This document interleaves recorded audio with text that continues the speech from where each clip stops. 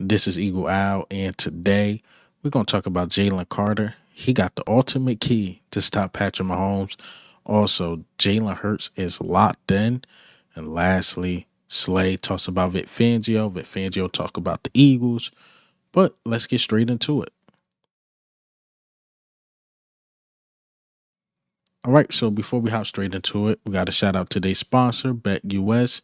Use promo code U2 150, get 150% boost on your first deposit, and on your next two deposits, get 125% boost up to $2,000. Again, use promo code U2 150. All right, man, before we hop straight into it, let's get into the quick hits, all right? So let's talk about Mekhi Becton. You know, he's been talked about a lot in the media because his success, usually when linemen fall off, they fall off. Like, that's the end all be all. We heard the things that was coming out in New York about him. Oh, he's fat, he's lazy, he's this, he's that. He always hurt, he's injury prone. But when he came to the Eagles, that whole narrative switched and they asked Jeff Stoutland about it, about Becton moving him to guard and what happened. But let me play this clip. When did you know that Mekhi Becton could play guard? How did you know? Well, I didn't never. I'm not going to lie to you. I didn't never knew that a 6'7". If you go back and look through the history books of a 6'7" guard production, you're not going to find too many. And it was during OTAs where Nick said to me, Coach Sirianni said to me, let's just try him out for a couple practices. Let's just see how he does. And I was like, cool, let's go. I guess Nick Sirianni is not just the puppet after all, He suggested to Stoutland, like, we probably should move him to guard. And, I like that. I like it. It shows more of Nick Sirianni. Like, he's not just this motivator guy. Like, he really sees the game. And even Nick Sirianni touched on the Mekhi Becton thing as well. But let me play this clip. Yeah, I think we all saw that Mekhi had a lot of talent, and we knew that we were, pretty set there at the tackle spots with Jordan and Lane, and just the contributions that they've made and the players that they've been for the duration of their career. And we had a battling spot there for the guard, and we talked about it as coaches. We talked about it. I talked about it with Howie. Just everything, every good idea comes from collaboration and communication with each other. So, I can't say that, hey, that was my idea. Stout said that, but I know we came together with that as a staff. And with Howie and his staff as well. Means a lot when. I'm emotional, as you guys know. And so, at the end of games, and I think sometimes when I say I'm emotional, you kind of think of different things, but I can't tell you how many times after a game I'm overcome with emotion, with just everything. And I love when other players are like that too. And so, Mekhi and I have had some really awesome embraces after games. And I love about Mekhi that, there's been games where he's just been exhausted and his body just is tired and limping off the field after a score, but had that smile on his face and had that connection with his teammates of, man, I just gave everything up for you guys. I did, and I love that about him. Of just, man, he's giving it up for his teammates. He truly loves his teammates. His teammates love him. And he's been a great addition, obviously, to this team for this year. I'm sorry, front row. Right. Nick gonna be Nick. Like, I don't want to take all the credit and all this and all that. It's really a team effort, but it shows I don't know the word, the togetherness. I'm not even sure if that's a word of this team. How they just together, man. Coaches, ping off each other. You see Nick Sirianni go to Stoutland. We know Nick Sirianni worked with Kellen Moore, even though we want Nick Sirianni out the way, calling the plays. But, it shows like he's, again, more than a motivator. He sees things. And when he sees those things, the offensive coordinator, defensive coordinator, obviously the offensive line coach, take his knowledge into heed. And again, shout out Mekhi Becton, man, after being called all those names and doing what he doing in Philly and is in the Super Bowl. Gotta salute him. Gotta salute him. All right, another quick hit. Howie Roseman. He talked about Zack Baun a little bit and what he expected when he first signed him or his floor. But let me play this clip. What went into the process of signing Zack Baun, given he was primarily used as a pass rusher, and then you identify him as an off-ball linebacker, and you and Vic Fangio do a great job of him turning into an all-pro player? Yeah, I think, when you watch Zack and you saw the variety of roles, the versatility that he had in the Saints defense, before that at Wisconsin, and then, you saw some of the success Coach Fangio had with some players in Miami, even going back in Denver. You saw a skill set there, and then you also knew, there was a floor on this player. He was an incredible special teamer. He could rush. And then moving kind of off the ball was a little bit of projection, but there was a lot of confidence with Coach Fangio. I think for us it was one of these things where there was alignment, and 5 minutes into free agency we're calling him and trying to convince him to sign. So it was someone we really had targeted, and we felt really good about. Now, did we know he was going to be first team All-Pro? Certainly not, but he's got all the tools in the body. He's got all these athletic tools. He's got all the intangibles that you look for. And so just a really good player and a really good person. Glad we have him. Yeah, I couldn't agree more with Howie. I thought he was a special team ace as well. At least that was going to be the floor. And, he ended up turning out to be all-pro linebacker. I mean, if anybody said they seen Zack Baun coming here and being the first team all-pro, they are a liar, because a lot of people was on that same train with me over the season, off season. Why the hell is an edge rusher, a guy we thought was going to be a special teamer, playing inside linebacker? Not just that, he beat out Devin White and the Kobe Dean. What the hell is going on? And we cut Devin White. We didn't know. But Howie Roseman, Vic Fangio, those guys seen it, and they were right. And that's why I'm not a defensive coordinator in the NFL. So, again, I salute Zack Baun. And Howie Roseman was asked about Myles Garrett, and this is what he had to say. Howie, what are your thoughts on Myles Garrett as a player? I'm not going to talk about anyone else under contract with any team. Nice try, though. Smart man. Smart man. That man is under contract. I can't answer those type of questions, but nice one. But that look in Howie Roseman eyes, he gonna make that call. Howie even said, during past interviews, if a guy name is out there, he will always test the waters. I think he'll test it to see what the Browns want. I know Howie and the GM for the Browns got a relationship, because the GM for the Browns was with the Philadelphia Eagles at one point. Again, maybe he tests the waters, but we'll see. We'll see what Howie Roseman do. I don't even think we need a big splash like that. Just retain some of the guys like Zack Baun. You want to retain Milton Williams. You could try to retain, because it looked like Josh Sweat will be gone. He's going to chase the bag. So it's a couple guys. Mekhi Becton you can retain.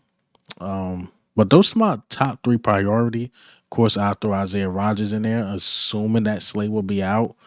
So I don't really want to get deep into those talks, but it's about retaining who you can retain, and get some new blood as well, just in case we win the Super Bowl.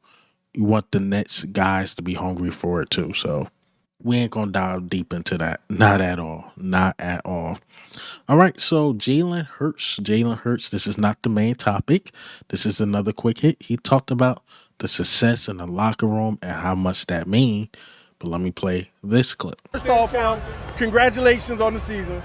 I know you're a man of faith, and that leads in many ways of your life.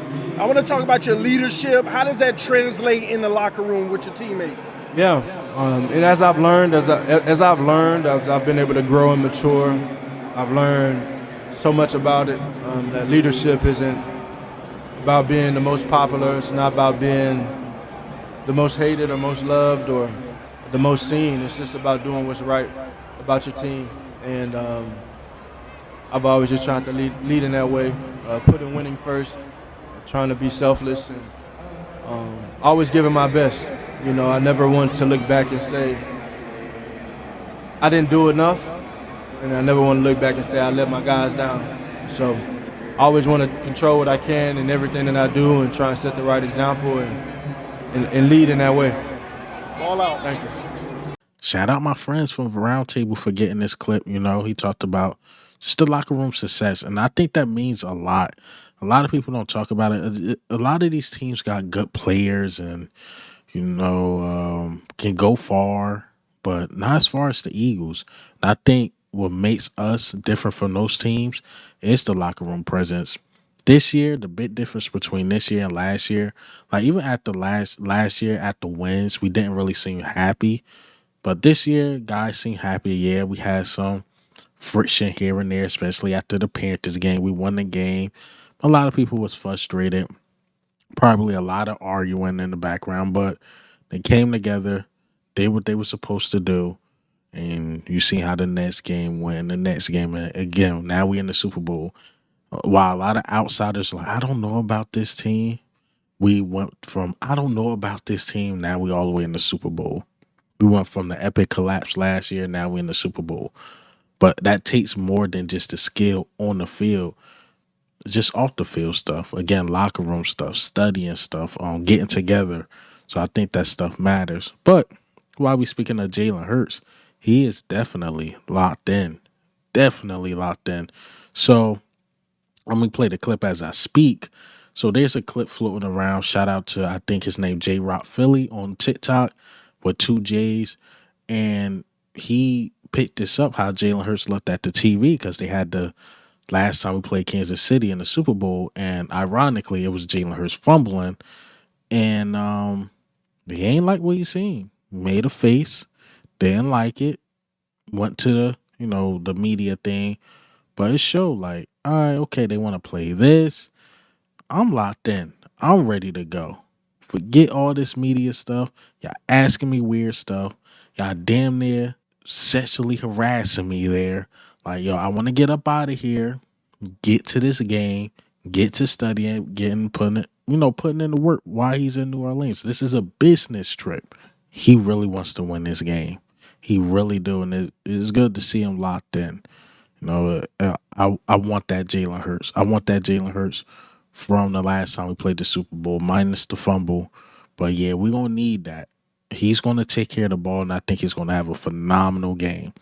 A phenomenal game. I think we're going to have a complete game. I'm not saying we're going to blow them out, the Kansas City Chiefs, like how we did to Washington, but I think we're going to have something like that. And if Kansas City don't keep up, yeah, it can be a blowout, but they do. It can be high scoring, maybe, because our defense don't play that. Maybe. I'm just saying, man, this dude, Jalen Hurts, he's locked in. He really didn't like that they had that plan. He did not like that at all. I'm telling you, he did not. Right, next topic, Jalen Carter. Jalen Carter was asked, like, how do you stop Patrick Mahomes?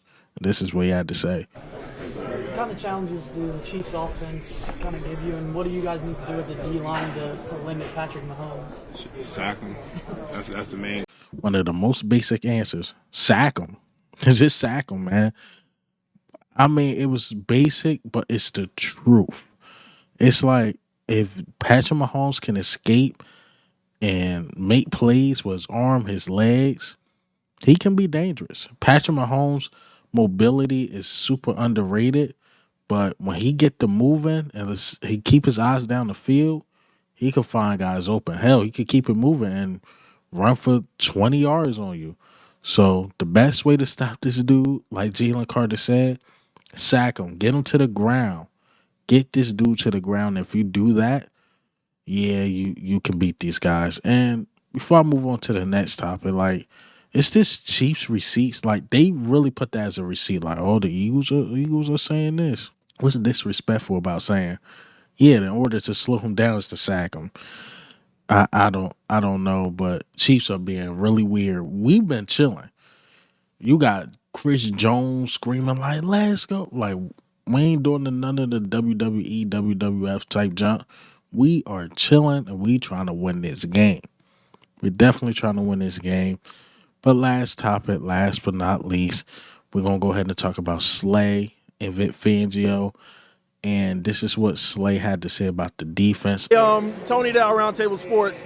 Vic Fangio coming from last year. How does that, correlate with the defense from the previous year? I think our ODC, he was a part of his staff before, so it was kind of like understanding. So we understood what he's saying, but of course it's just how they call the game. And Vic is a great game manager. He's not seen so much. He's been in this league for so long that he's not seen every kind of style of offense you can run.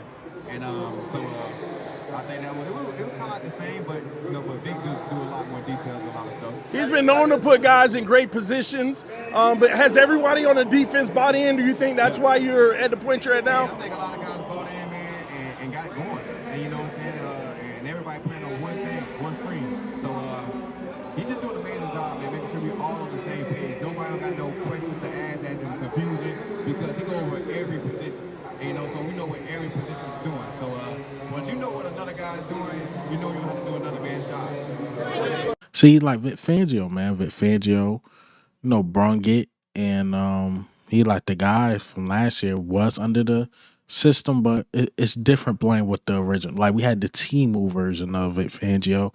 Now we got the real Vic Fangio. See what this defense can bring, because it's not that many changes on the defensive side. You get C.J. Gardner-Johnson back, but Jordan Davis, Jalen Carter was there. Well, we ain't had the linebackers, but they had N'Kobe Dean thinking he was a bust, and he wasn't. You had Nolan Smith. Hell, you had Fletcher Cox, and the defense wasn't that good. But when you bring in the real Vic Fangio, I think he brought the best out of these guys. Vic Fangio had to say this about playing or coaching in Philadelphia.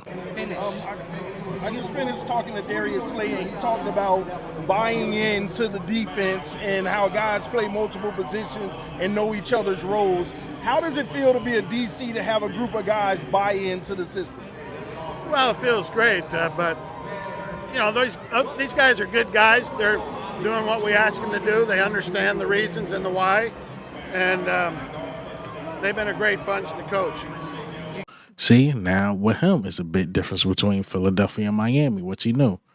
Miami, party city. We don't want to listen to this old gruntle man. And Philly, we will listen. We a tough-nosed city. Vic Fangio got us back on point. But that's all I got for you guys today. And hey, man, what do you think? How do you feel with Slay, Vic Fangio, Jalen Hurts being locked in, Jalen Carter on how to stop the Chiefs? But this is Eagle Out, man. I'm out.